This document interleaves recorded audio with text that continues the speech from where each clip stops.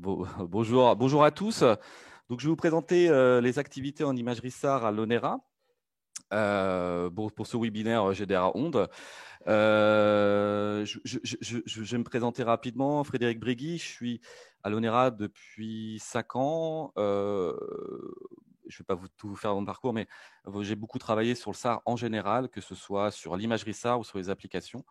Et aujourd'hui, je suis dans l'unité qu'on appelle l'unité SAR entre nous, qui est l'unité à reporter. Je vais vous la décrire un petit peu plus sur la prochaine slide. Alors, une petite slide pour commencer sur les activités en imagerie SAR un peu en général dans l'ONERA. Donc, alors je vais très rapide sur la présentation de l'ONERA. Je pense que j'espère que c'est assez connu. Donc, l'ONERA, hein, on est à peu près 2000 personnes. On travaille sur c'est un institut de recherche qui est en relation à la fois avec l'industrie et l'académique, hein, un peu entre les deux. Et on travaille sur les métiers de l'aéronautique en général. Et on a des départements dédiés aux capteurs et notamment au radar. Donc, l'activité en imagerie SAR, ça concerne deux départements, et notamment le DEMR, qui est le département électromagnétisme et radar. Ici, je vous ai mis à peu près les unités qui travaillent dessus. Donc, l'unité dont je fais partie, qui s'appelle TSRE, qu'on appelle unité SAR, télédétection système radar embarqué, qui a à peu près 17 personnes sur lesquelles on travaille sur le SAR, vraiment en majorité. Hein, et les expérimentations SAR de l'ONERA viennent de cette unité-là. Donc, on est 17 personnes. Et donc, de l'expérimentation, donc on a une partie de l'équipe qui fait du hardware, hein, qui construit le radar et qui prépare les expérimentations aéroportées. Bien sûr, le traitement des données brutes, que ce soit leur acheminement, voir que tout se passe bien, et toutes les applications qui en découlent, notamment d'imagerie SAR et des post-applications sur les images dessus. On est sur des applications défense civile à l'ONERA, hein, on est sur les deux. Je voudrais aussi citer deux autres unités du département qui travaillent aussi sur le SAR, un peu plus ponctuellement, mais voilà, qui travaillent sur le SAR. L'unité MATS en traitement du signal. Donc, c'est une unité qui font des traitements avancés et qui peuvent l'appliquer au SAR. Ça représente à peu près 2 ou 3 personnes en activité dessus. Là, j'ai cité quelques exemples. Par exemple, les nouvelles formes d'ondes, c'est des choses qui sont de plus en plus explorées, et notamment pour le SAR. Pour l'imagerie et la communication, par exemple, hein, de faire de l'imagerie de la communication, comment on peut définir de nouvelles formes d'ondes.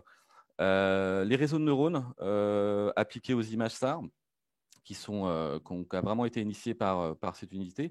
Et aussi tout ce qui est classification, détection, estimation, toutes les techniques avancées en mathématiques statistiques, par exemple, sur ces thématiques-là.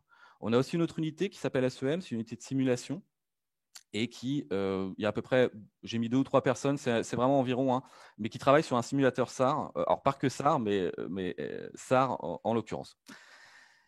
Il y a un autre département aussi à l'ONERA qui travaille sur du SAR, c'est le département DETIS. Le département DETIS, c'est un département de traitement de l'information. C'est un département assez gros qui traite de beaucoup de thématiques. Et il y a des unités dessus qui travaillent sur la télédétection, qui est plutôt multimodale. Donc, c'est 3 ou 4 personnes. Je pense que c'est une unité qui est assez connue, notamment par Elise Koniger.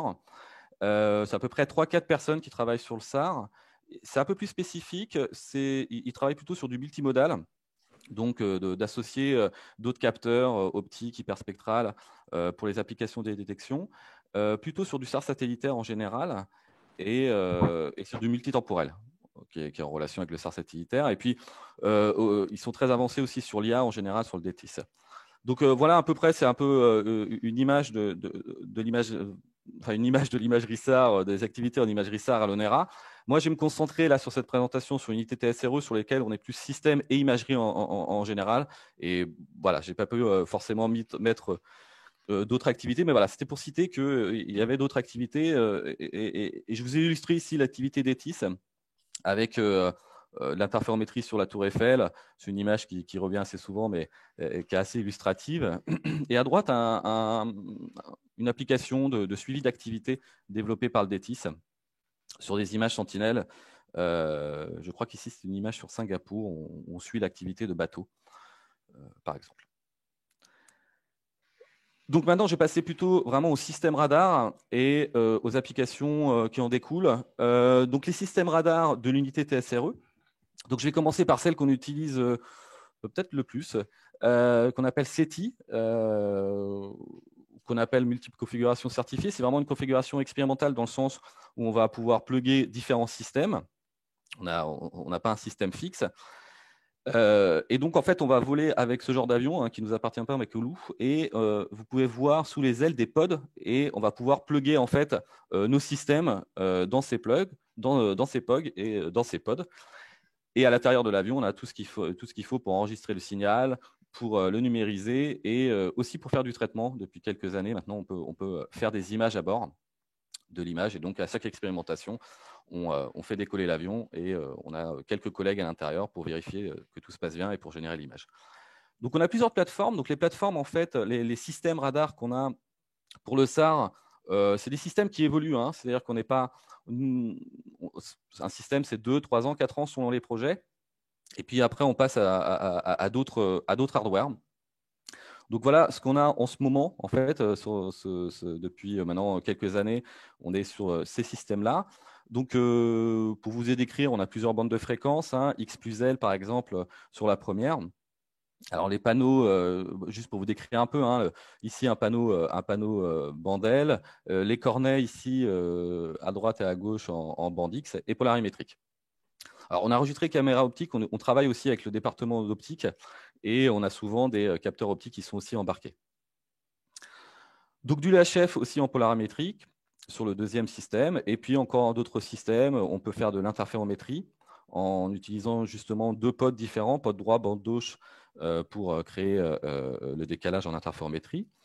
Des bandes X UHR ultra haute résolution qui vraiment permet, je vous montrerai des images ultra haute résolution qu'on a acquises il y a quelques années. Et puis la dernière, la bande X 4 voies, qui nous permet de faire notamment du GMTI. Alors, sur la photo, le panneau, il est à gauche, c'est un petit panneau à patch, où on peut numériser 4 voies, et à droite, une antenne parabolique, par exemple, pour l'émission. Donc ça, c'est vraiment le système le plus stable sur lequel on fait les expérimentations, on va dire, de systèmes les plus matures possibles dans ces cas-là. On a un autre système qui appartient à l'ONERA, cette fois-ci, c'est le Busar, qui est un motoplaneur, qu'on appelle plutôt plateforme de prototypage, dans le sens où c'est des systèmes peut-être moins matures qu'on utilise. On a plus de liberté avec le motoplaneur. Et tout simplement aussi pour question financière, c'est moins cher de le faire voler. Donc, on peut tester des systèmes beaucoup plus expérimentaux. Et là, on a quelques exemples de systèmes. La bande KA, par exemple, qui a été testée il y a 1 an, 2 ans, je crois. Ici, la bandelle MIMO. Alors, c'était assez intéressant parce que le MIMO, c'est, je pense que beaucoup connaissent, mais juste pour préciser, on a plusieurs émissions, plusieurs réceptions. Et ici, on voit un réseau d'antennes. Donc, il y a le réseau d'antennes de réception qui est en bas. C'est 4 patchs. On avait 4 émissions. Et ce qui était assez intéressant, c'est qu'on pouvait faire varier en fait la distance entre les antennes d'émission, ce qui nous permettait de tester différentes configurations en MIMO. Et là, ici, c'était en bande L. Et puis aussi des systèmes un peu plus expérimentaux, notamment là en bande S et en bande C en écoute. Et si vous voyez qu'il y a un système d'antennes qui sont des antennes avec une forme un peu spéciale. Et ça nous permet aussi de tester des nouvelles formes d'antennes, soit développées à l'ONERA, soit développées à l'extérieur. Enfin, le troisième système, c'est sur drone, qu'on appelle Starlight.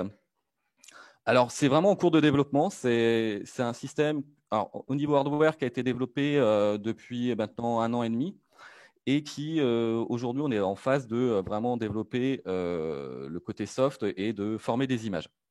Vraiment dessus. Donc, on est vraiment dedans. L'image que je vous montre, donc il y a l'image du drone ici. Bon, c'est un drone un peu classique où on a monté un SAR en bande X et qui peut atteindre des résolutions de 25 cm. Donc à droite, je vous ai mis une image qui date d'il y a 2-3 mois, je crois. Donc c'est une des premières images focalisées qu'on a obtenues. Et on est en cours de développement. Donc cette année, notre but, c'est vraiment de sécuriser et de bien comprendre comment former l'image SAR sur drone. Hein. Il y a des problèmes de trajectographie à enregistrer, de précision de trajectoire, de signaux. On est en signaux continus aussi, ce qu'on ne fait pas forcément d'habitude. Donc voilà, c'est de mettre en place l'imagerie en général, de pouvoir former les images et d'aller un peu plus loin après sur tout ce qui est imagerie cohérente, donc interférométrie, des choses comme ça.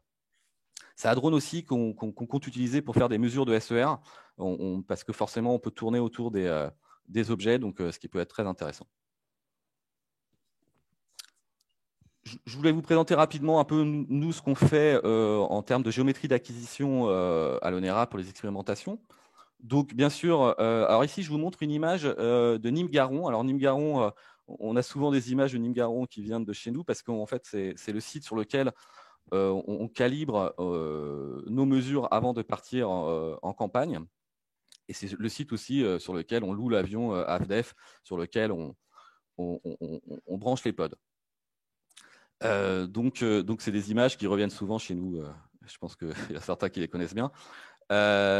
Donc, en termes de géométrie d'acquisition, on essaye d'avoir des géométries assez variées et qui dépendent des applications. Bien sûr, la géométrie est un strip map, hein, sur laquelle on a une trajectoire rectiligne avec une antenne fixe et sur laquelle on va pouvoir former des images, notamment assez longues en azimut. On fait aussi du spotlight. Hein. On a la capacité de pouvoir faire bouger les antennes en même temps que le vol.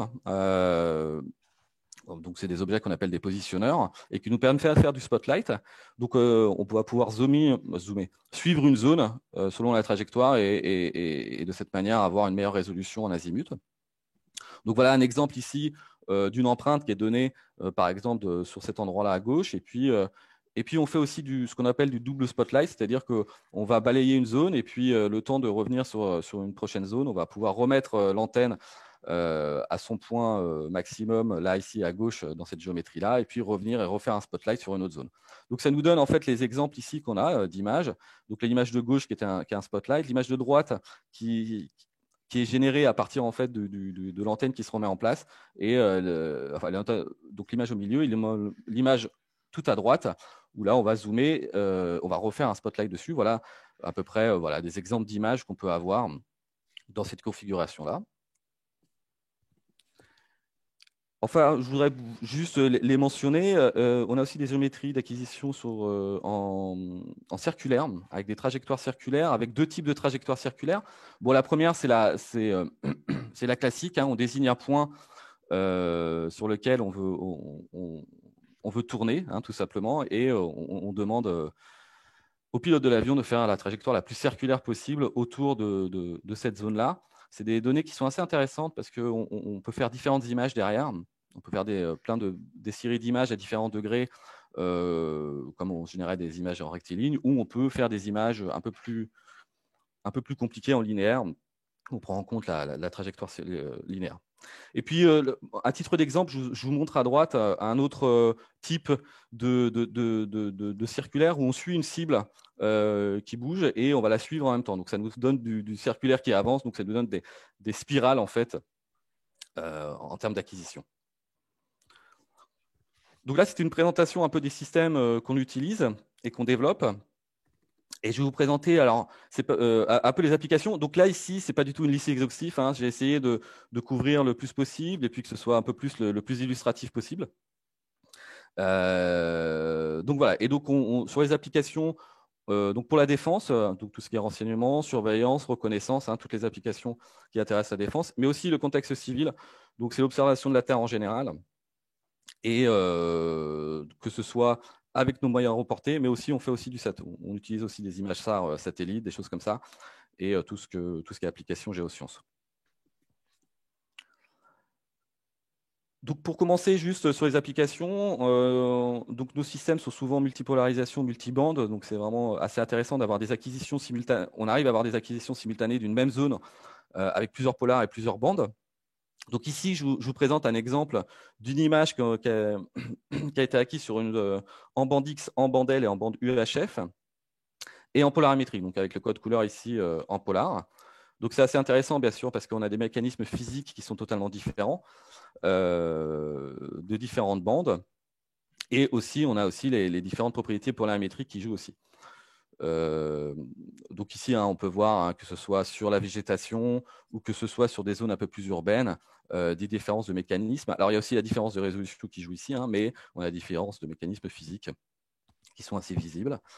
Une des applications les plus utilisées en multibande, enfin qu'on a utilisé en multibande, multipolarisation, c'est la classification, de pouvoir classifier en fait les zones. Donc ici, c'est un exemple de la classification sur cette même zone. C'est une classification un peu par type de relief. Et donc, en fait, en combinant les informations de plusieurs bandes, on arrive à avoir de meilleures performances en termes de classification. Donc voilà, c'était juste un exemple. C'est l'exemple le plus parlant, on va dire, de combinaison de polarisation de multibandes. Bien sûr, il y a d'autres applications qui existent qui utilisent cette diversité. Alors, donc là, j'ai passé en série un peu quelques exemples, et notamment un peu plus système et imagerie en général. Donc là, je voulais vous présenter une image qui a été acquise il y a 2 ans, je crois, à peu près, de longue portée. Alors d'habitude, nous, en portée, en aéroportée, on est à peu près sur du 4-5 km en portée. Et ici, il y a une expérimentation qui a été faite donc, sur Marseille et ses environs pour faire une longue portée ou une très longue portée. C'était assez loin. Donc ici, on est à peu près à 50 km de distance. Donc c'est assez loin. Donc ça permet en fait de faire de l'imagerie tout en étant loin de la scène. Donc ça peut avoir des applications notamment pour la défense. Et donc voilà, je vous présente l'image ici à gauche de ce Marseille et ses environs. Donc on a une image qui est très très grande, une fauchée de 50 km avec une résolution de 20 cm sur toute l'image. Donc c'était assez bluffant de pouvoir obtenir cette image focalisée. Donc bien sûr, ça porte la portée de 50 à 100 km jusqu'au bout de l'image. Et on a quelques zooms ici, voilà, d'une île, l'île du Planier, où on voit vraiment les phares et ces structures. Et puis d'autres structures, par exemple des lignes haute tension ici qu'on voit en haute résolution, ou l'aérodrome par exemple de 2000. Une des choses sur lesquelles on a travaillé aussi beaucoup, c'est la résolution, et notamment la haute résolution, la très haute résolution. Donc là, je vais vous présenter un exemple de très haute résolution. Alors sur l'image, ça se voit peut-être pas tout de suite parce que je pense que le JPEG est compressé, mais on va faire un zoom. Et ici, on voulait atteindre une résolution de moins de 10 cm. Et voilà ce qu'on a obtenu, enfin un des exemples pour zoomer. Donc le toit d'une maison. Donc c'est assez bluffant parce qu'on arrive ici sur ce toit d'une maison presque à compter les tuiles vraiment de la maison.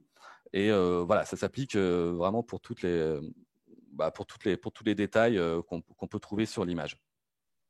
Donc là, on était à moins de 10 cm de résolution.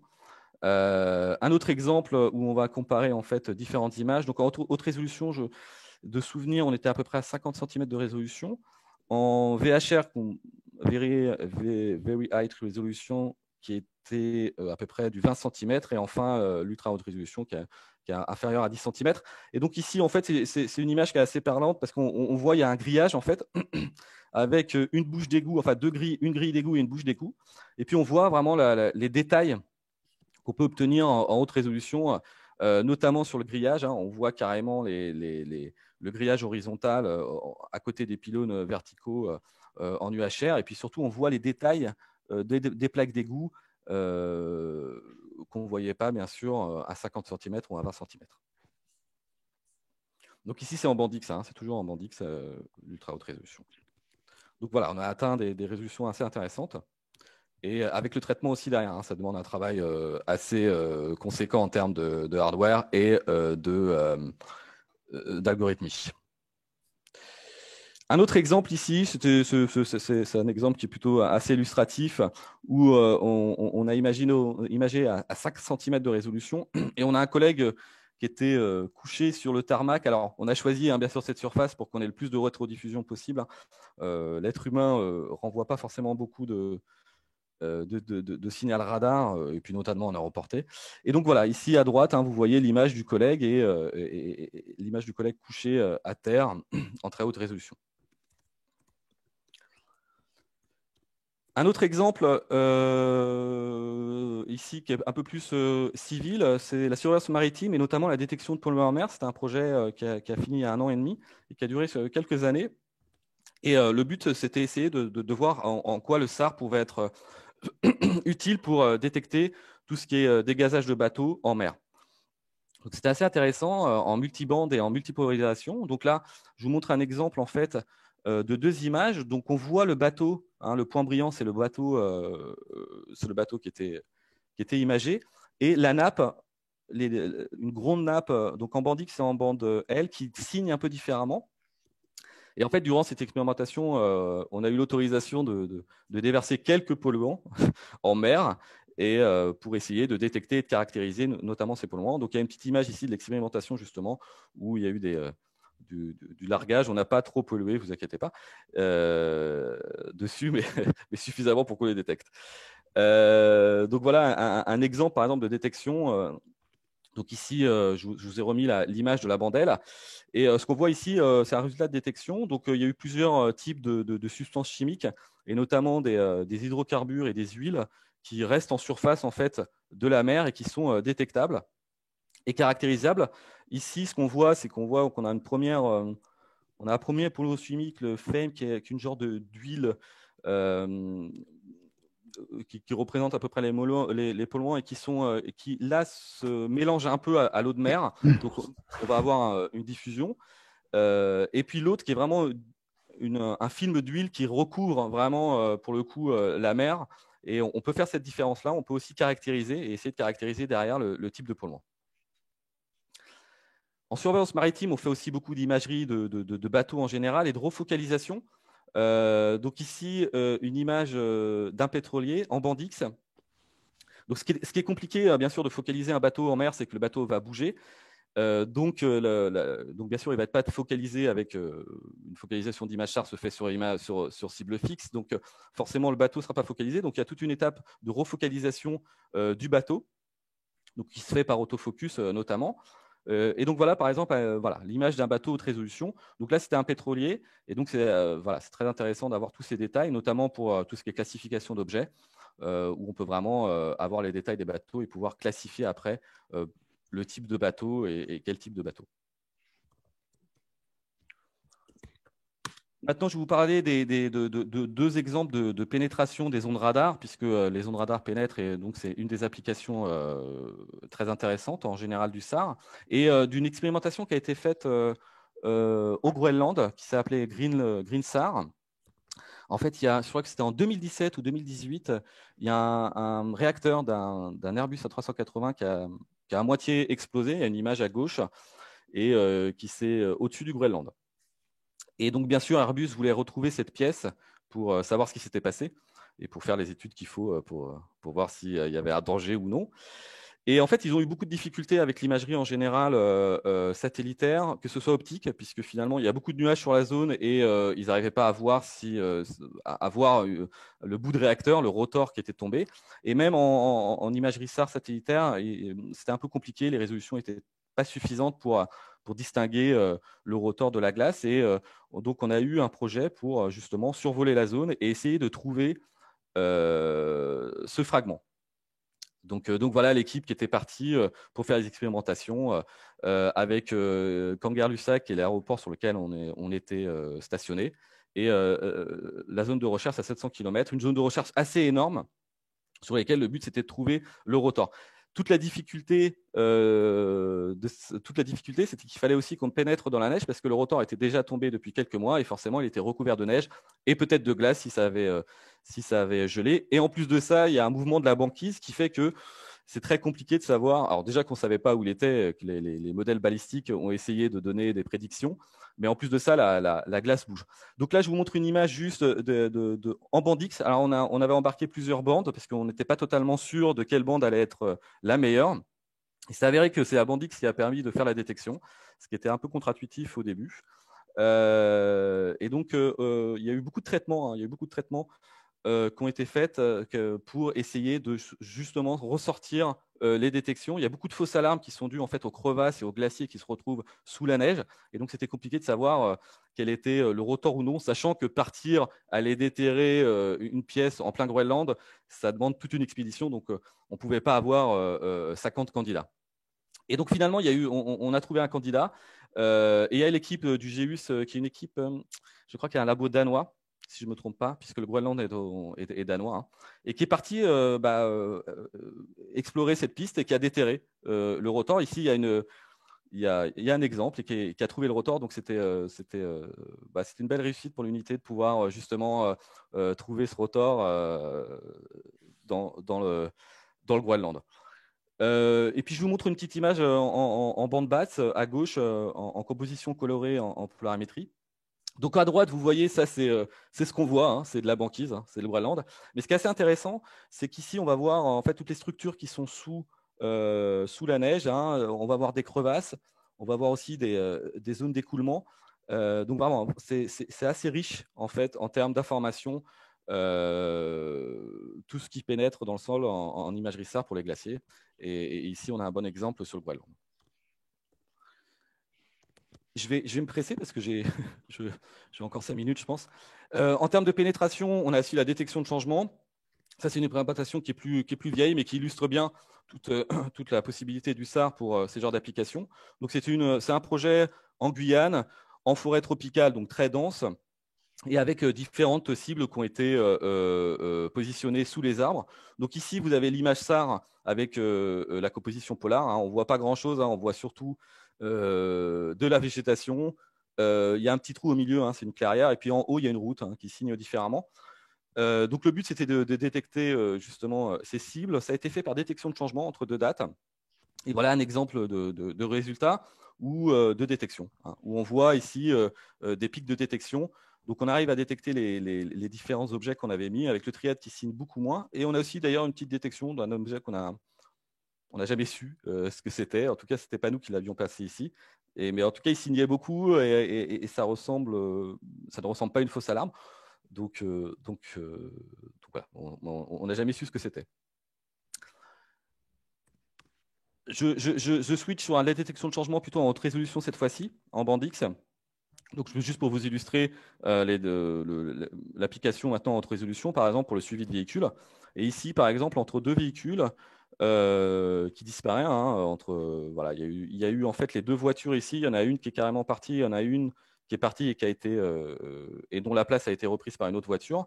Et, et pour illustrer aussi les capacités d'imagerie cohérente, où ici on voit sur l'image de cohérence les traces de la voiture qui est partie et notamment aussi le changement de voiture, hein. On a complètement perdu en cohérence, ce qui suggère que ce n'est pas du tout la même voiture et qu'on a perdu forcément en cohérence alors que les autres voitures n'ont pas bougé.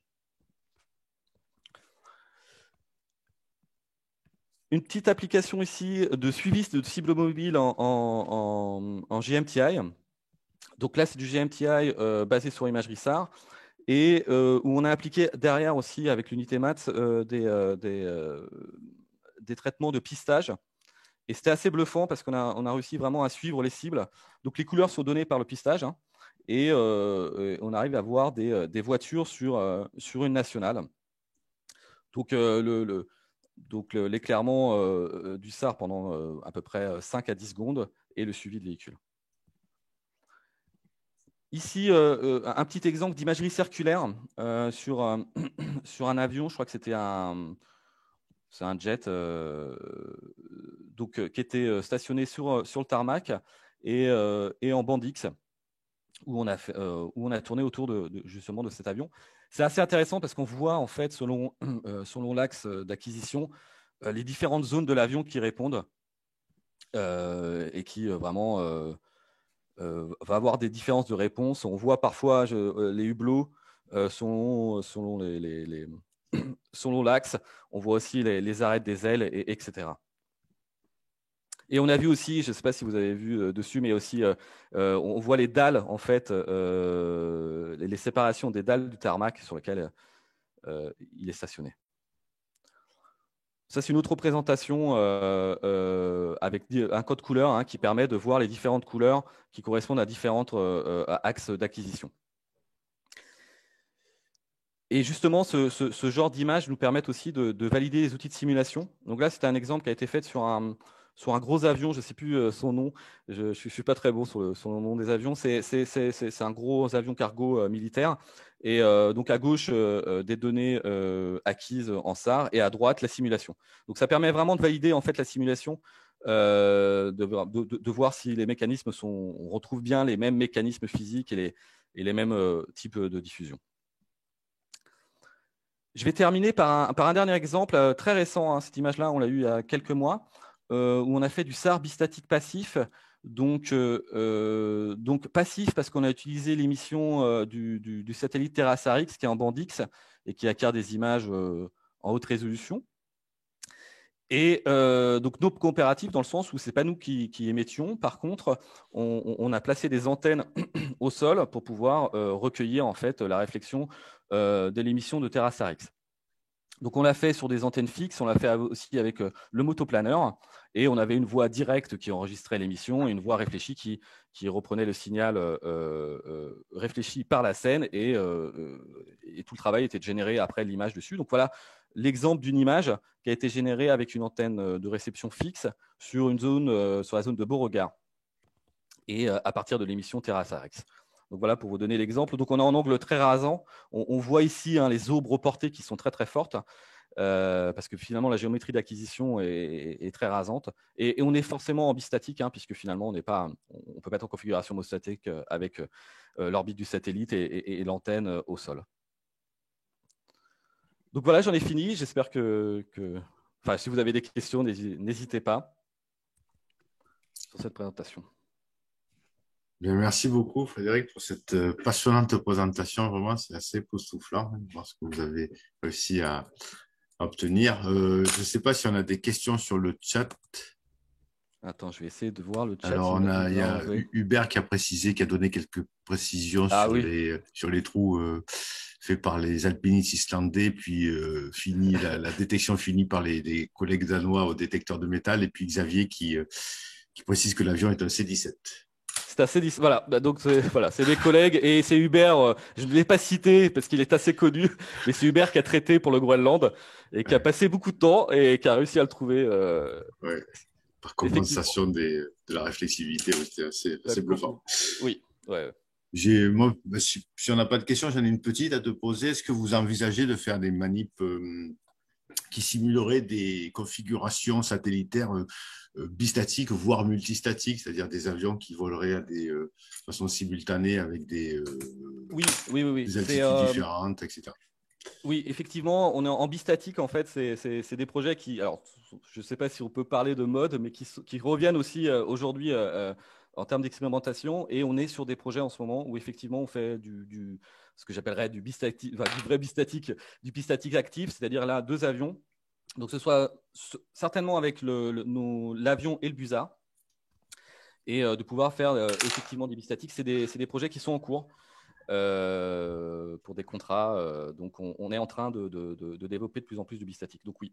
Parce que ça intéresserait beaucoup la communauté, parce qu'on sent bien que c'est un peu l'avenir du côté du spatial. C'est ça. Et donc, du futur. Ouais.